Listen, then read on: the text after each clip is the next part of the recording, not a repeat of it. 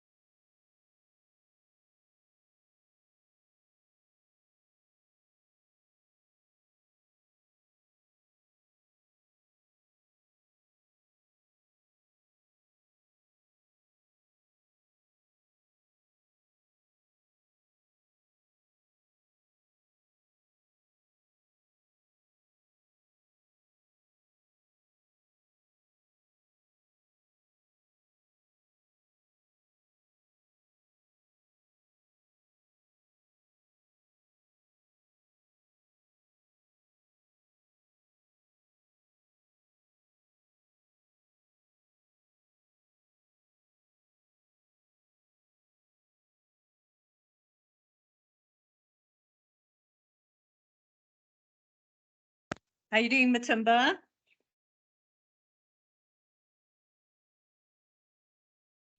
Hi, Colin. How you doing? Great, thanks, and you? Good, thanks. Good to see you. Nice to see you too. I'm just actually changing onto my other device. No worries. I'm just struggling on that, but Cool. We'll looking wait for forward to we'll wait for the session. signal for us to start, yeah? Yeah, Great, thanks. perfect. Hello, Tommy. Good morning, Matimba. Thank you for joining us. How you doing? I'm great, thank you. Okay. I'm very good. You look well juiced up. I don't have my makeup on. Is it okay? Not everything's working out. Okay, cool. And Tommy, I'm just struggling to get onto my laptop, but I have already started recording and everything. So when you're ready, you can kickstart. Well, at 11 o'clock. Happiness noted call, and I'll make sure that we go live on time. Fantastic. But as I said, I'll have it ready and I'll be watching the questions in the background. Happy days. Thanks.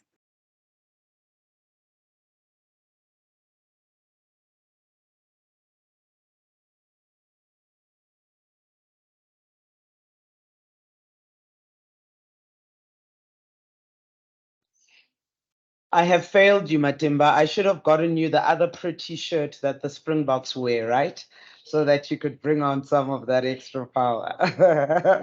You know, some of us have got nostalgia a bit. I love this shirt so much. So I don't know if I can take any other shirt. To be honest.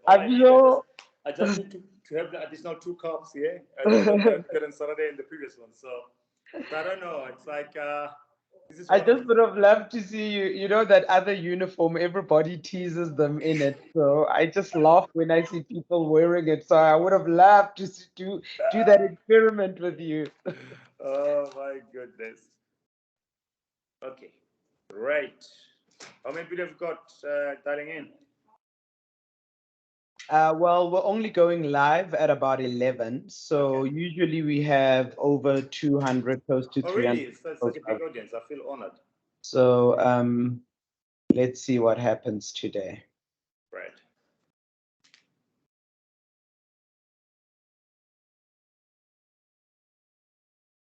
I think also, Matimba, what we do is we allow the corporates to distribute the recording as well. So by the time we've finished, we normally have 2,000 to 3,000 views on the recordings as well. Okay. Right.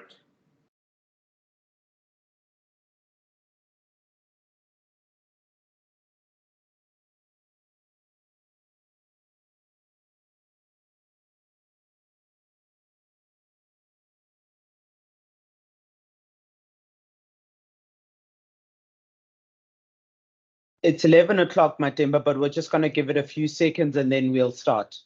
No worries.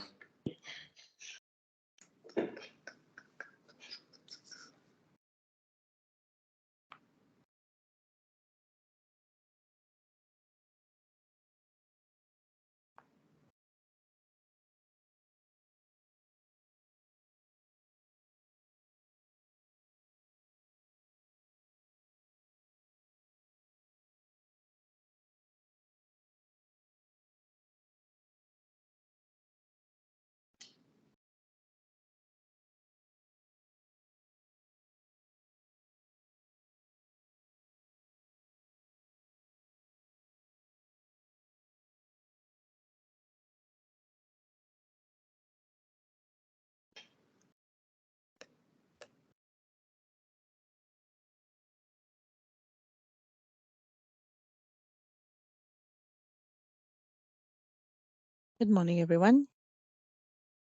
Good morning. Good morning. Good morning. Hello, beautiful people. And as we see our numbers rising, that is excellent. We will start in the next 30 seconds.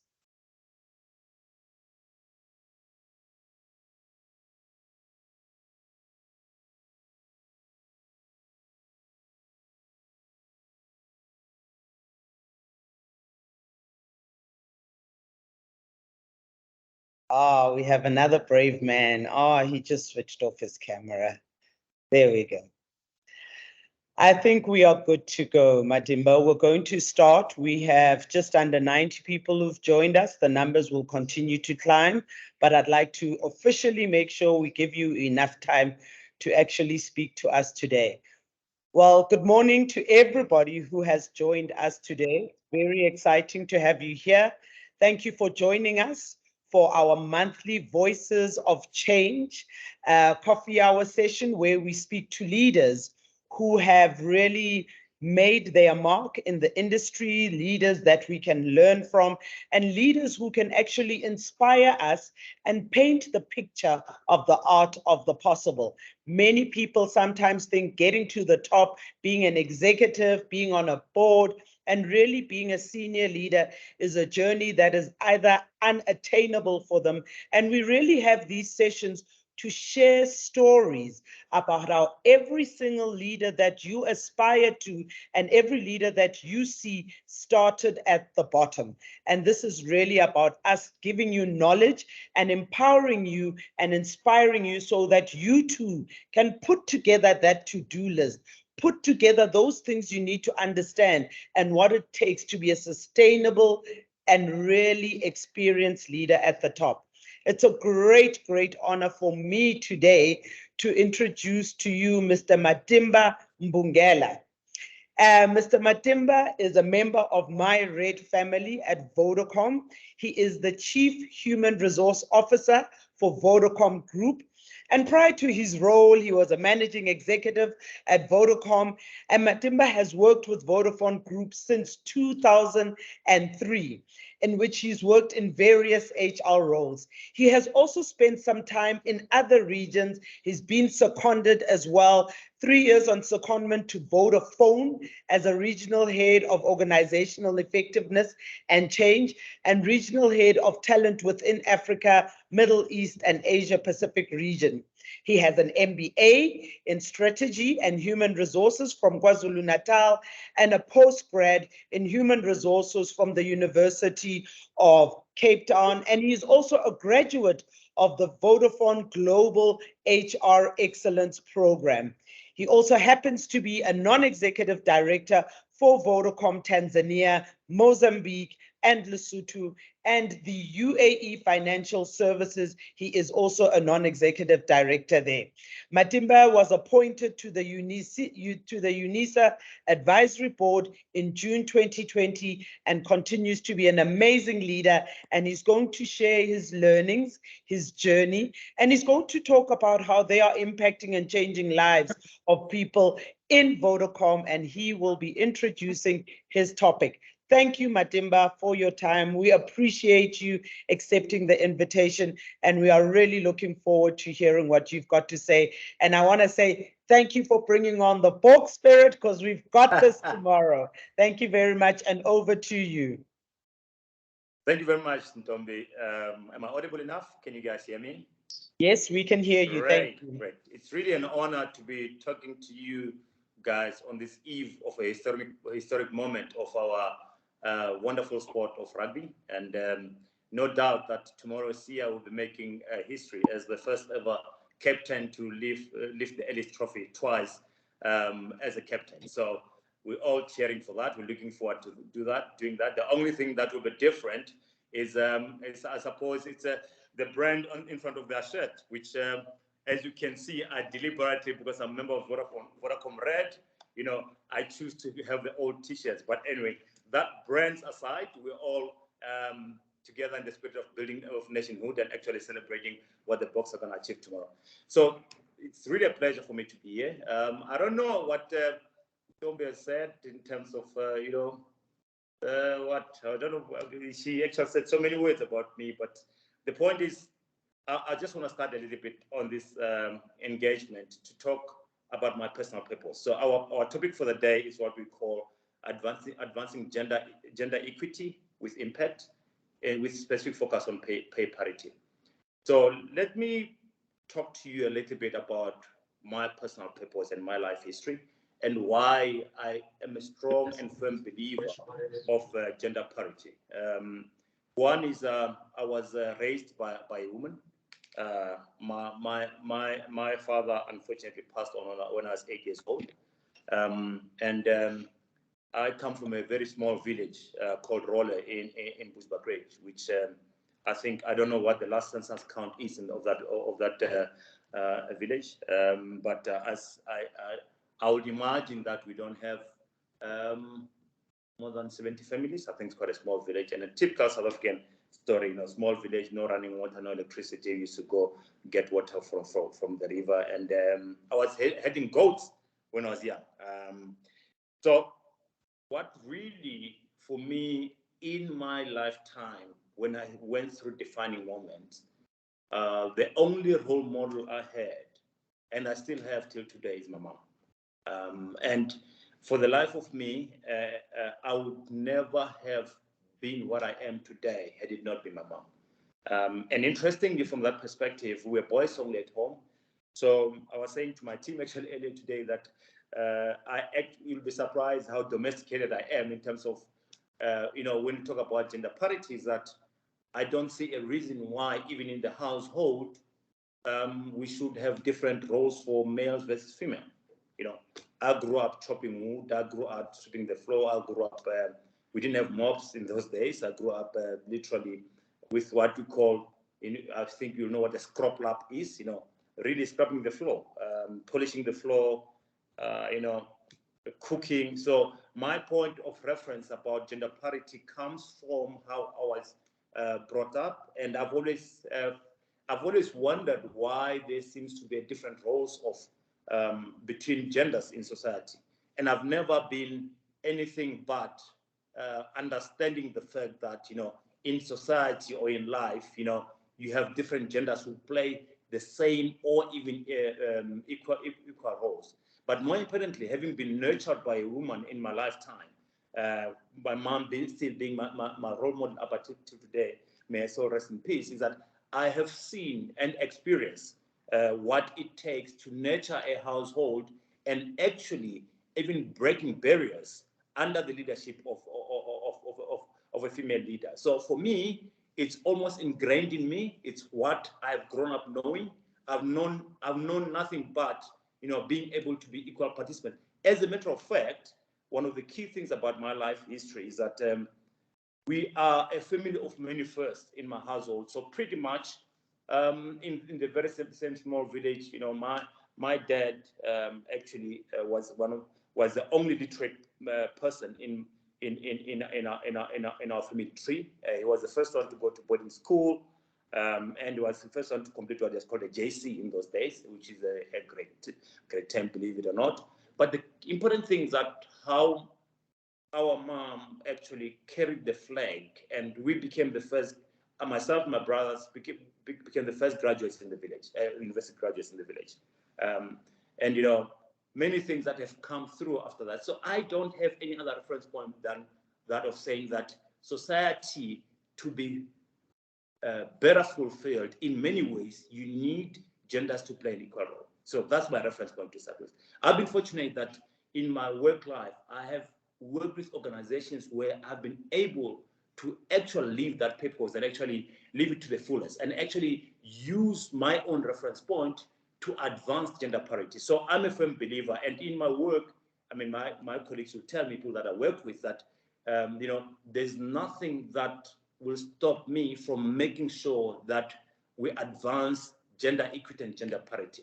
This is not about legislation, to be clear. You have to believe in the cause. You have to know that life centers around genders being equal in all aspects of life. So that's my perspective to start with, and I think I'm fortunate to have worked with organizations where I've been able to do that. As a matter of fact, I always talk about that some of my best coaches in life and best coach leaders that I've had were female. So why not use the opportunity to actually advance gender parity? But let me go back to a little bit about statistics about the Voda family in terms of our makeup. Hopefully you guys know that the Voda family in Africa, we operate in 8 countries. Used to be 9. If you can see my map, you still have West Africa there when we had Ghana, but Ghana now has been sold off. But we operate in 8 countries, and we have an opportunity to influence more than 500 million people in the continent. And we always use that as a reference point, because that is also for us what we can do through our purpose to be able to influence 500 million people in the continent. So one of our key purpose pillars as Vodacom is that of inclusion for all. So inclusion for all for us as an organization is really about how to enable society to participate meaningfully through being included and making sure that we enable the inclusion of everyone in society through whatever means we have. A very good example on inclusion for all. For us, one of the key pillars of inclusion for all is actual financial inclusion. As an example, we do know that in society, unfortunately, in the past, financial inclusion has been one of those areas whereby female colleagues or female in society have not been enabled to do that. Like, for instance, getting a bank account as an example. Through our fintech platforms, we are able to transact more than $1 trillion a day throughout the continent. And actually, it's quite interesting how we have been able to use our fintech platforms to be able to enable inclusion more so to females in society. So we are firm believer in that. And now I want to take it through to how it actually manifests itself inside the organization. We do have more than 18,000 staff across the continent. And interesting data point is that more than 50% of our staff are actually millennials throughout the continent. However, female representation, I think we still believe we've got a way to go. Overall, actually, South Africa is one of the beacons of that because we've got more than 45% of our staff being female. The other parts of the continent is quite different, unfortunately, historically, but it is our firm belief in terms of making sure that we have got gender representation advanced in the organization. So, but for me, representation is almost like oxygen. It's almost things that have to happen without lifting a finger. But of course, you have to drive your belief into the organization.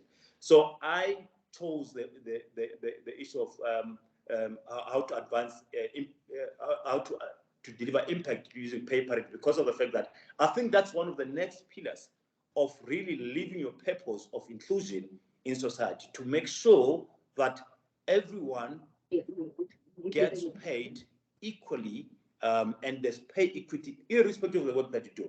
So a little bit on anecdotal evidence in terms of that. I think it must go on mute.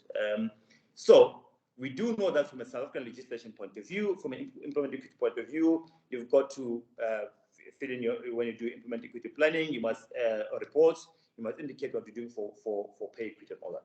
So one of the things which we have done, I have done, and thanks to my boss, to Shamil, because we've actually worked on this together, is that for a very extended period of time, if we've got Vodacom employees, some of them probably have seen it, for a very extended period of time, what we always use is to say, okay, we do our typical performance reviews and all that, and we do our annual salary review process. What we then do is, outside of that, then we sit down and literally look at job by job, grade by grade. We then check what is the pay distribution between males and females. This was long before the ESG reporting framework started. And I'm talking, in this case, fortunately, I've been in this job for quite a while. I can talk about years. I'm talking since when I was actually managing executive for SA. I'm talking since when I came back from England, which was in 2013 in this case. We sat down what we call out-of-cycle reviews, which was around September, October, where we would sit down and look at how is the pay distribution, job by job, look at making sure that we do the necessary adjustments for female colleagues, just in case there is something out of kilter. And these things do happen, historical reasons. And then what we've decided to do beyond that is that, okay, fine, this is about there's a retention component to it, but we've gone beyond that to say it's not only about retention. Now we've actually, this about a few years ago, is that as part of the attraction measure, because of the fact that, unfortunately, you don't live in a vacuum, you live in a society where you sometimes fish talent from, is that it so happens that you attract fellow females as colleagues, and you find that maybe at the point of attraction, there is that disparity. What we then have decided to do is that when we bring in female colleagues in the organization, we're going to be deliberate in terms of what is the compa ratio minimum that we start from. This is one to make sure that, because otherwise you don't have a way of correcting distorted history. Because if you say you take on based, on the compa ratio for the job, and it's actually what the market demands, we say we go beyond that. We not only look at what the market demands, we say over and above that, because we want to make sure, because otherwise you end up chasing your own tails. We want to make sure that, upon entry, we put a premium on females that we attract in the organization by making sure that, the compa ratio minimum is different, just to make sure that it's not only about dealing with the issues when you've got females in the organization already, we deal with it at the point of attraction too. So these are some of the tools that we have ourselves that actually put in place insofar as pay parity is concerned. But, this is just pretty much scratching the surface. And thanks to the ESG community, because what has happened is it's given us an opportunity to advance the issue of gender parity, even into the levels of the board agenda. So part of what we've actually, one of the key things, which was a key milestone for us as an organization, is that we decided 4 years ago, actually, to actually include part of our ESG measures for the long-term incentives for all executives at Vodacom, to have a measure that rewards our achievement on ESG, in particular, gender representation. So you will see there that, for us, the sense of belief goes way, way beyond just what is reported.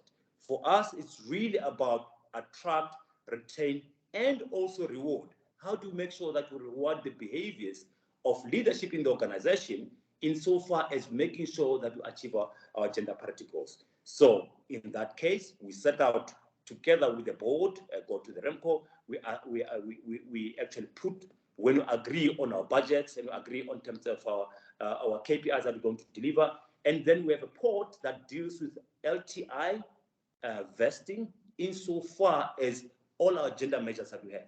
So as you can see, the key point is that you have to infuse the behaviors from how you actually deal with bringing in employees, how you obtain them, but more importantly, how leaders behave in the organization.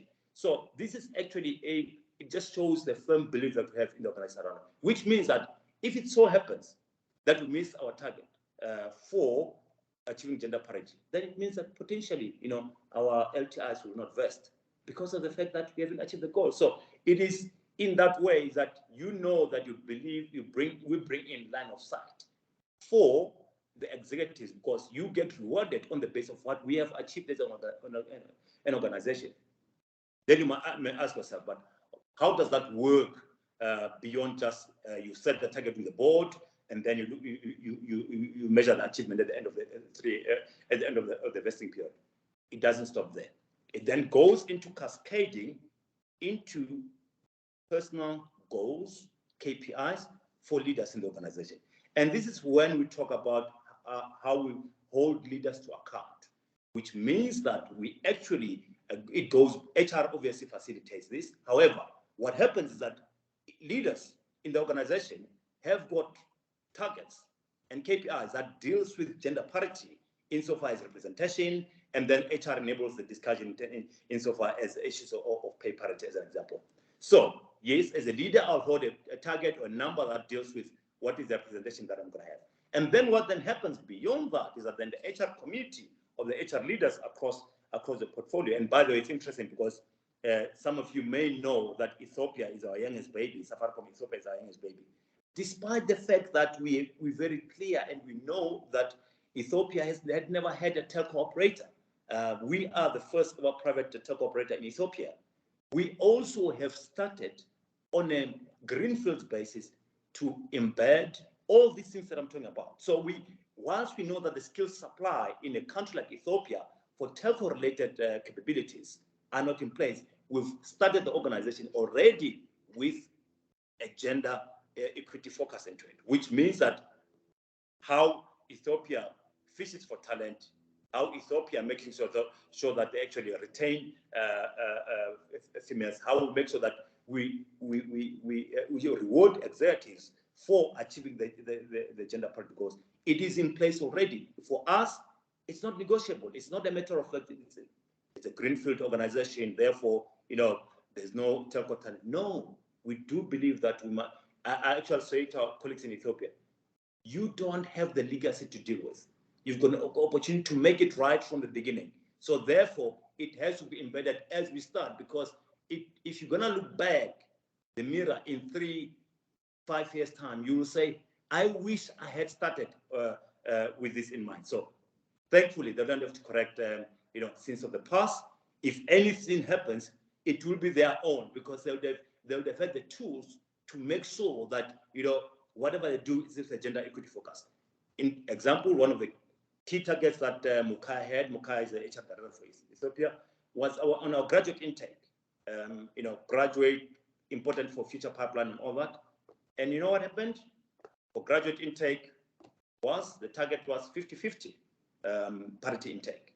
And okay, it fell over a little bit. He got 48%. So 48% of the first time ever graduates that were taken in Safaricom Ethiopia are female.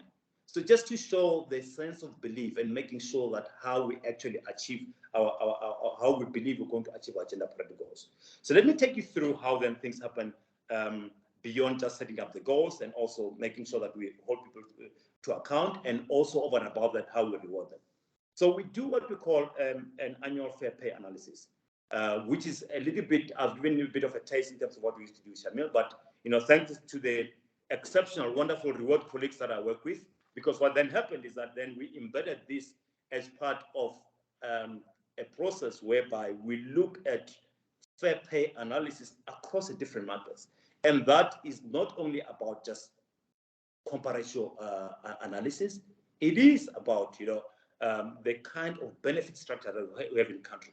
As an example, one of the key things that we've achieved in the DRC is how do we actually bring in insurance for our staff, which was a key component about looking at fair pay. And in that case, it's about, we've got core principles of what we believe fair pay looks like, not just gender, but to say that what are the kind of remuneration infrastructure that we have in place to reward our staff inside the market. So through the reward team, we do a fair pay analysis, and we make sure that we put in budgets. So when I go to the board once a year to ask for whatever, ask for in terms of what increase is going to have, we also include in that what we call fair pay adjustment pot, which is said we've got market adjustment to make. However, we also want to make sure that we use a kitty to do corrections, be it a benefit structure or be it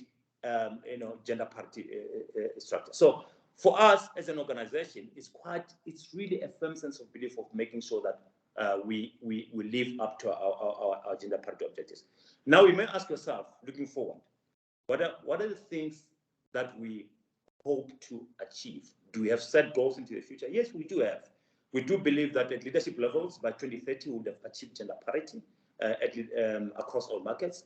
And yes, 2030 is not too far.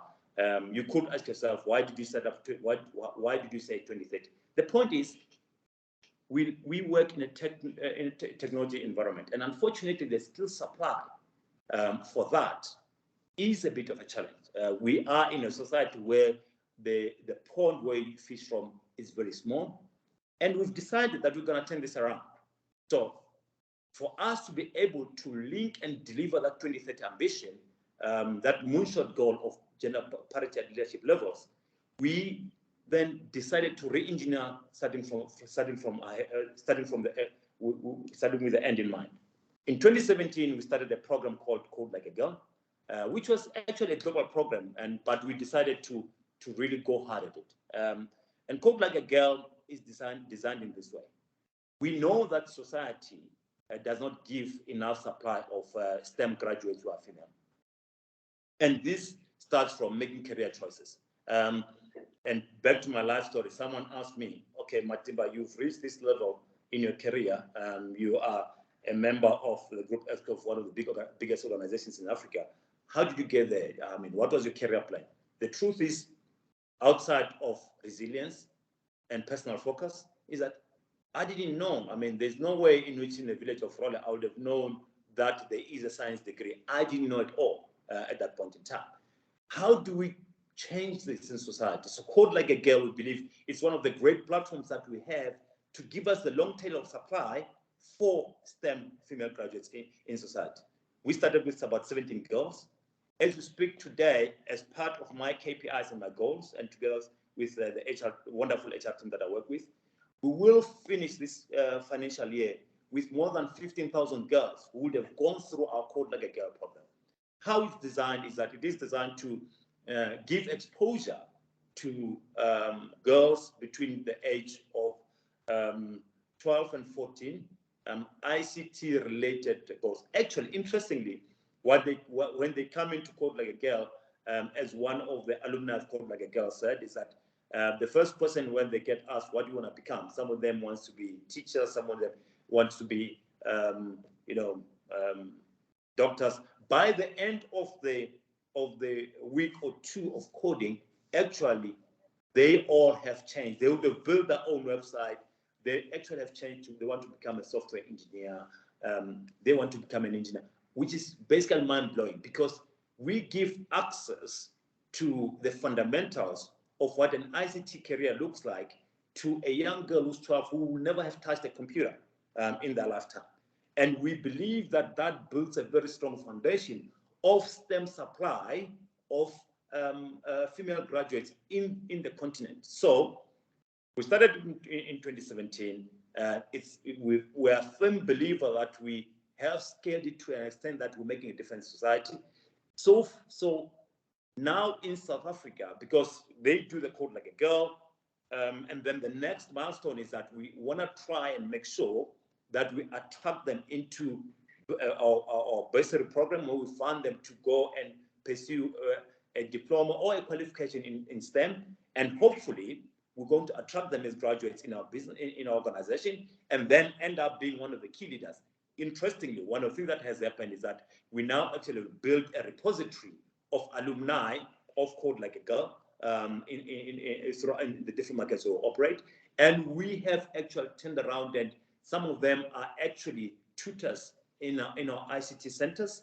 But the important part is that there's a number of them who are now participating in bursary programs, which eventually we hope to attract them as part of staff. This year, our group CTO, Dayan, actually hosted one of our alumni from Code Like a Girl, who's actually, I think, doing third year of an engineering degree in one of the universities. So I just thought I should actually share with you how we believe we can actually change and influence society in terms of delivering gender parity. It is really about enablement of making sure that we've got a sound platform of a young girl in Dodoma, a young girl in Kinshasa, who would never have thought what it takes to be part of a successful technology organization. By the way, the good part about a program like Code Like a Girl, we believe we're doing this for society. We'd like to benefit ourselves, but this is actual supply of STEM-oriented mindset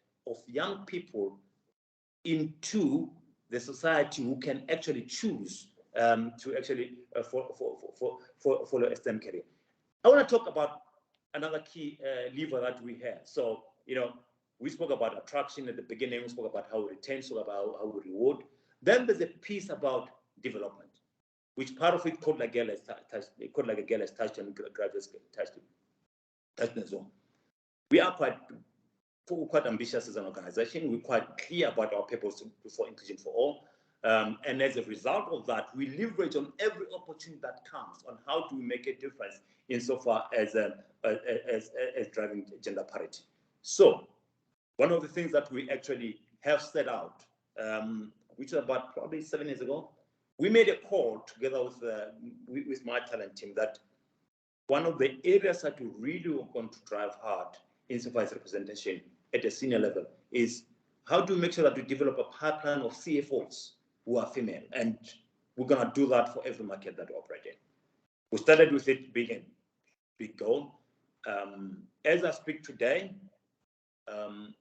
6 out of 8 of our markets have got female CFOs, including our group CFO. So the point is that you actually have to be very deliberate about how you develop a talent pipeline, and make sure that you measure it for yourselves, and make sure that you actually keep track of it, and make sure that you can actually, when you deliver on it, you can look back and say, this is where we started. But overall, the key part is that our ambition about gender parity is one that we believe will make it stick. It's one that we actually believe can influence society, but also participate in external forums. I just want to, as I conclude, I just want to give you one of the key interesting achievements that we've had. In Vodafone Egypt this year, one of its, I'm sure you've sensed by now that we do many firsts as in the Vodafone family.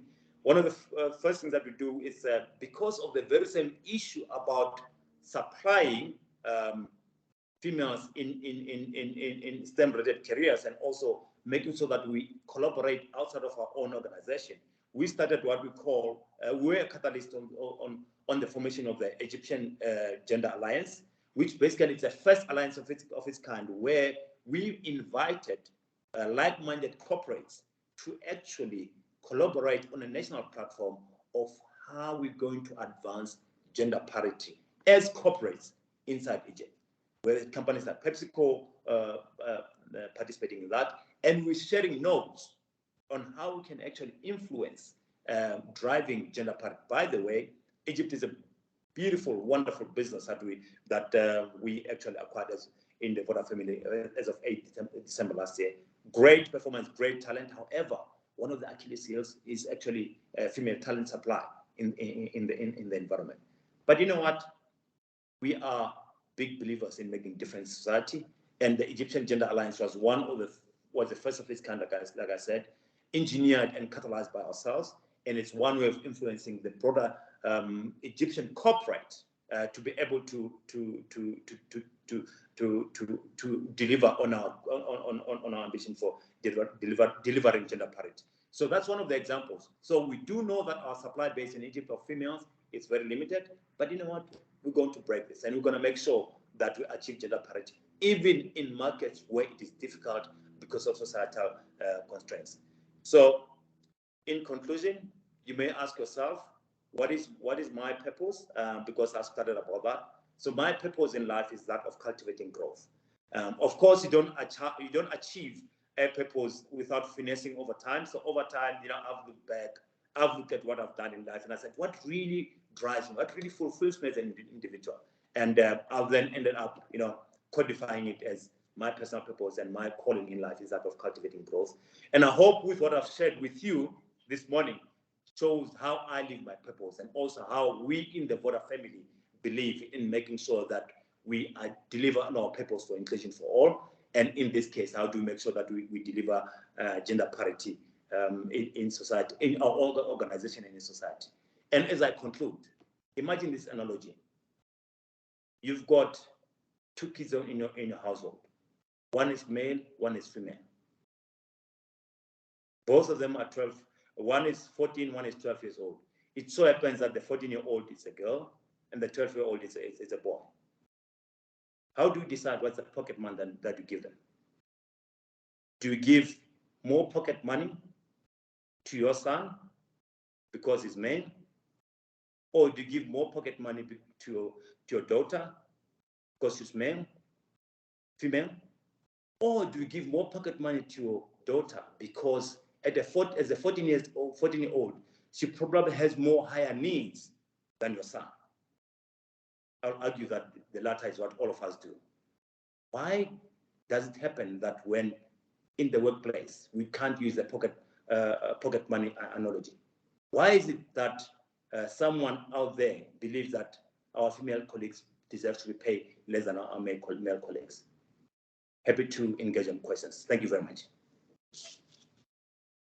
It's fantastic, Matimba. And before I open up with my questions, I just want to give out to the audience and just see, are there any questions for Matimba?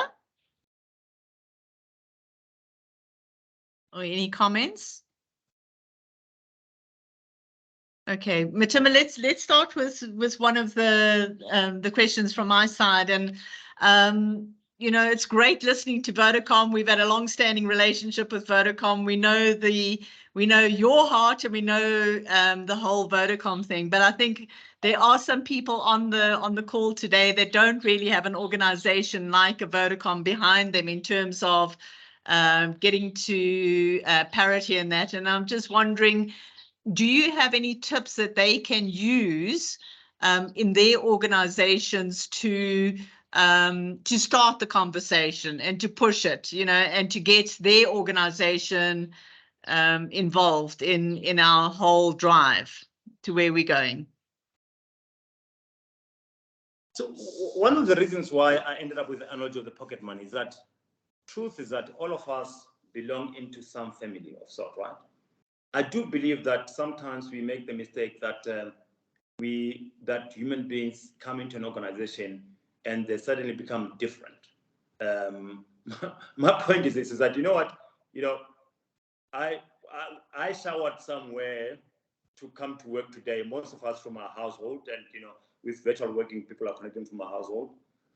Make it personal. And the analogy about pocket money, I find that if you actually leverage on life-like examples to actually engage in the conversations, you make people think differently. Because, I mean, I'm not saying pocket money will stick to everyone. I saw someone saying they love the pocket money analogy. But the point is that it is as simple as all that. It is literally as simple as all that.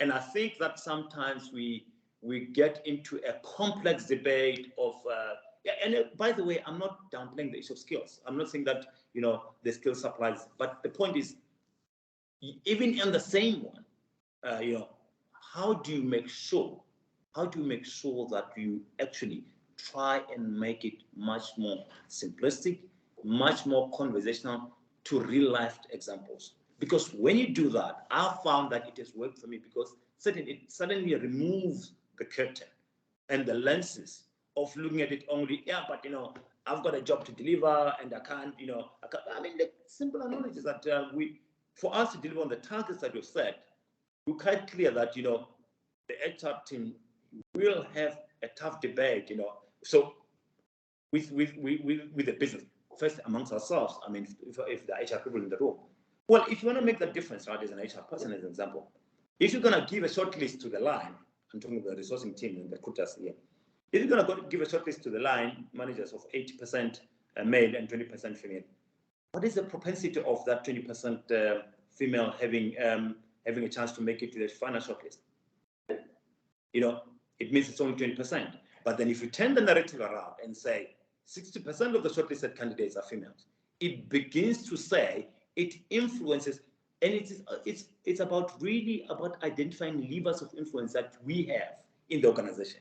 And in this case, talking to HR people, is that you hold the D, you hold the pen in terms of the short list of candidates that you provide. Be creative. Go out there, look for female candidates, bring in a short list in front of the line managers, which is more, at least at the bare minimum, equal. But if you bring 2080, you'll get 2080 results. That's my point. So lifelike examples, but also identify those opportunities. It's one thing to cry and say, there's no female engineers in the country. But it's one thing to say, we do have a bursary program, or we can actually influence the career choices that these kids make at the age of 12. You begin to change the narrative and actually making a difference from the elementary level of supply. So my point is, yes, you may not have the same reach as Vodacom, but I am a firm believer that each one of us have got a huge role to play. As an example, we're now having this talk, right? How many of you give career talks and give career advice to the community where you come from? If you can start from there. You don't need a Vodacom to do that. You were part of a school somewhere. Think about the school that you started from. Why don't you take half a day of your time, at least go talk to the principal and the school, talk about, career choices, talk about influencing, and you can be deliberate and say, for this one, I just want to have female kids at the age of 12 and talk to them about career choices. So I think sometimes you overcomplicate life and believe that solutions lie somewhere. and don't realize that those solutions are actually start with us and can be able to influence. So seize the moment, seize the opportunity. I happened to be featured in a book that was launched last week, and one of the things that I actually spoke about was how we can actually seize the opportunity and make sure that we can use that to make a difference in society. Have I answered the question, Colleen? Yes, absolutely. And some real nuggets, which I'll summarize afterwards. So Kanisile asked, have you done or know of a study where we know how many of our employees or percentage are single parents, especially women? No, I've not done a study. I don't know. I don't know what the latest census says in South Africa, but I would imagine that with the mortality rate as well, with more prisoners in any society being male than female, you will have significant families being female headed, and obviously, so that I think without having to do any analysis of sort, I think that's the reality. If I reflect back to my own upbringing in the small village that I was brought up, most of the families were headed up by female. Yeah. So I think that's probably true Fantastic. in any community. Yeah. Fantastic. And you got so many comments coming through about they love your analogy of the pocket, and love your outlook. So there's a comment here, so insightful. Thank you so much, Matimba. With regard to ESG, more so the S, how does Vodacom measure and track their gender parity initiatives? Or what are the key KPIs apart from CFO succession planning, empowering female CFOs? So I mean, I saw Nola in the room, so maybe Nola can answer that. But I mean, look, I mean, we're quite deliberate in terms of that. So we've set up our gender targets. We've agreed with the board, and what we've set up. I mean, it's public information.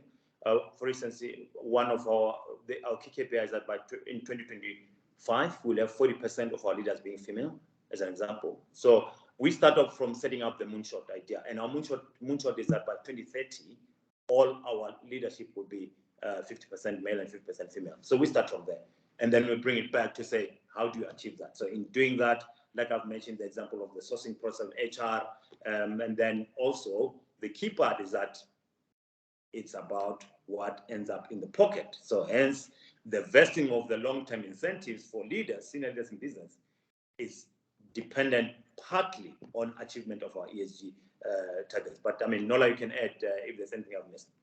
Yeah, I think if I can just build on, I think I love listening to, sorry, I know I'm biased, but I love listening to our leaders talk because it's almost like I don't have to say anything because it really is embedded. But just to build on what Matimba said, because he mentioned a lot of things, but these are the points we track. For example, the number of women graduates the number of females we promote, the number of external hires who are women. How many, I mean, he's mentioned Code Like a Girl. We look at the pay parity and we disclose all of that and we monitor it because it is very important. You need to look at the whole value chain. And then it even extends further into, for example, the work we do through perhaps some of our foundations. Matimba's spoken about the skills development. Even there we are intentional, where we would go, for example, in Mozambique, we've run a program which was offered by the group called Udacity, where it was focused very much on bringing female leaders into doing nano degrees. So a myriad, I think sometimes Matimba hates that I ask him for so many metrics, but we do make sure that we measure across the spectrum. Yeah. So Nola is our executive leading our ESG agenda in the group, and we're so blessed to have her in the team because yes, she's right, she pushes us. But I think the point is that, you know, it's from attraction to retention to developing, and also more importantly to how we reward people in the organization. So the point is people, and I like this reward part. I like it because the point is that you're not doing for the sake of doing it. People know that in your vesting of LTI, and actually even in the individual, metrics of performance management, is that leaders hold an individual target in terms of how many females make up their leadership team. So it's really a long tail of activities. And to go back to say, where do I start? My point is, start with the most lowest hanging tree. You decide what that is. It could be, if you're HR, it's about how you shortlist. If you're a line manager, it's about, call out the HR team. I want to see how the pay parity looks like. Equal pay for equal work. Challenge the system. Push the narrative. If you're not in any organization, individual consultant, go back to your school. Have a career day for young girls. So my point is that all of us have got an opportunity to influence and build gender parity and actually achieve gender parity in society. No one of us is immune. I honestly, firmly believe that each one of us, in our own individual capacity, in our families, in our communities, we have the responsibility and we've got an opportunity to shape the gender parity agenda. Fantastic. Joe Paul says, love your passion and frank responses, Matimba. So, and then Shabana says, according to the last stats, SA, close to 43% of households are female-led, probably higher now. Yeah, so, probably. Yeah, no, that's fantastic. Any other questions for Matimba? Okay, Shab says equal pay isn't just issue when women pay their family, including and the whole family benefits. So, and as a result, it changes society. So, Matimba, question from me: if you had to look back on your journey as a leader, what do you think are your top 5 leadership lessons that you've learned on your journey? Oh, that's a very interesting question. One of the key ones, to be honest, probably the most important for me, is authenticity. I just think that people can pierce through when you're not authentic, right? And the way I'm engaging with myself, I see some members of my team. This is how I engage with the team. The point is that, be who you are in front of, and you don't. If you're authentic, you don't have to change anything when you're speaking to anyone. The level of engagement that we just had this morning, that's how I engage with the fellow ESCO colleagues. I mean, so much so that people do know that, if you want to get the wrath of Matimba, just talk about, how you will not achieve your gender equity objectives. That's just like, it means we will not be friends. I'm very clear about that, because that is how, because this whole issue goes into customer engagement, right? If you do not realize that gender equity goes way beyond just your presentation, it goes into society, it goes into how you engage your customers, then you don't belong in this world. So my point is, authenticity is one of the biggest traits that you can have as a leader. I think be passionate, bring the passion wherever you are, light up the room, and people gravitate towards passion, and that's what I've experienced. But also, back to authenticity is that when you make mistakes, take it on the chin and be vulnerable to say, look, hey, I don't know. And all these things, by the way, that I've articulated, I have to be frank with you, it's not a Matimba invention. Matimba has a belief in it and work with the teams, with the ecosystem to deliver it. That's a key part, that you cannot be able to deliver such alone. You have people who share their passion in a different way, galvanize that passion, galvanize that, bring it together, and use that as an opportunity to make a difference. So that's what we do. And as I always say, I like saying it, I stand on the shoulders of giants.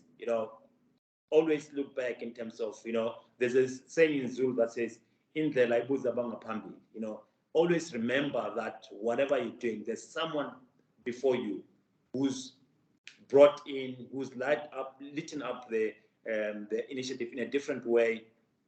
Take on the lessons, use it to build on it.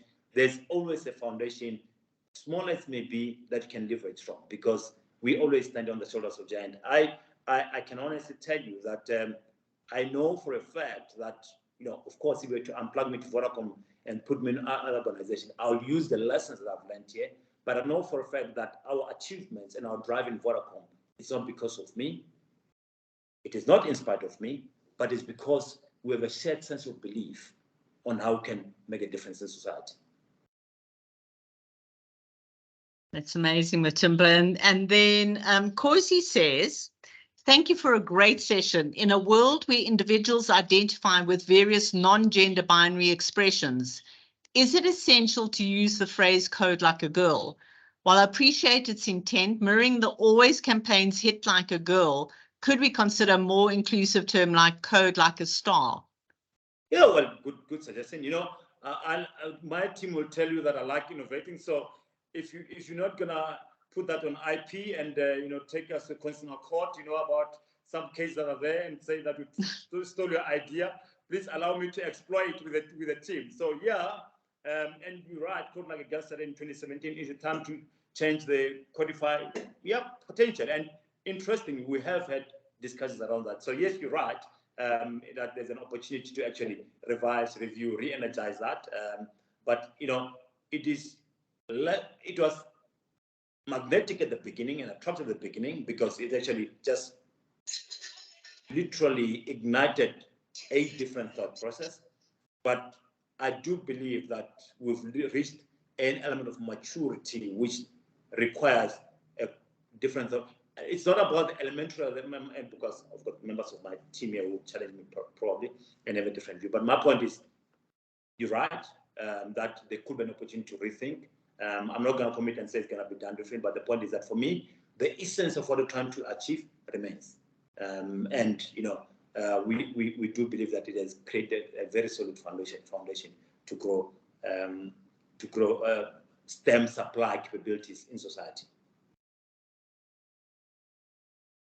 Yeah, and you've got a couple of comments coming through about they love the way you are so passionate about gender, Matimba. So Shabana says, Matimba recently said at Duke University panel discussion, make it very difficult for your line managers or leaders not to grow and include the gender discussion as core within your organization. It's imperative to just do the right thing. Be deliberate. That stuck with me. Oh, thank you. It is true. Be deliberate and make it difficult to have the conversation. So you can, as I said, that people who want to get that side of me, it's when they come and talk about we can't. Oh, it's too difficult to achieve this. No, it's not. You know, this is society. We have today something. You know, we have today a smartphone because which is without a keyboard, by the way. And Steve Ballmer, the former CEO of Microsoft, in those days actually went on stage and said, how can you have a mobile phone without a keyboard? Look at where we are today. Because Steve Jobs dreamt the impossible, right? Some of it is about, you know, have a dream. And those people who work with Steve Jobs, they will tell you that because of his passion of design and changing things around, basically he was quite clear that we are going to revolutionize society. We're going to make something. So think of it that way, that you have an opportunity to actually live your belief, make it stick, and, you know, have those difficult conversations. So for me, it's no longer a difficult conversation about representation as an example. As I said earlier, it is like oxygen. You know, you can't in 2023 come and talk to me about the fact that you will not make an effort as a line manager, not as HR. You will not make an effort to recruit or appoint a female, even if they are marginally lower than a male counterpart. That's my belief. Because it may be because of the fact, my point is that the entry is that when someone has got a potential to perform in a role, if it so happens that the male colleague is 52%, if I use a percentage, and a female colleague is 48%, believe you me, I will take the 48%. So it is being deliberate and having those difficult conversations. Yeah, we're nearing to a close now. Matimba, it's been amazing.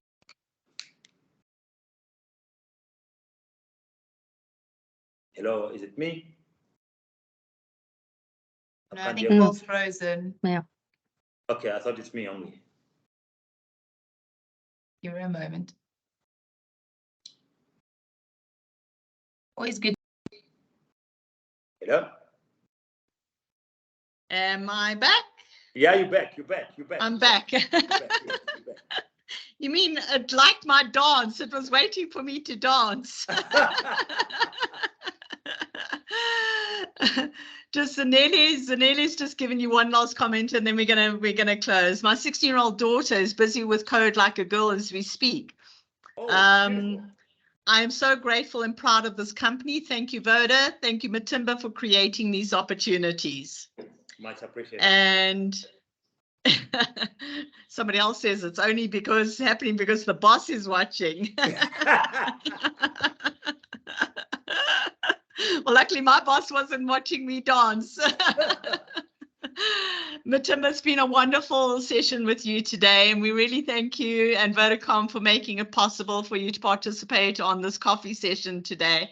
I think for me, what comes through is that it's the authenticity. I mean, that just, you didn't have to tell us that that was your top leadership lesson, because it comes through in all our engagements. So thank you so much for sharing those nuggets, for you being totally authentic in terms of the conversations today. We take your point in terms of the career talks. And I think that's something, as Voices of Change, we do have a link with the Rotary Club, and where we are sponsoring young kids to go on the Rotary camp. So maybe that's our next step, is to take it into career talks, and we'll take you up on that. But I think one of the things that you really hit home is look for those levers of influence. And I think that is something that we need to look at as women, is to identify those levers of influence.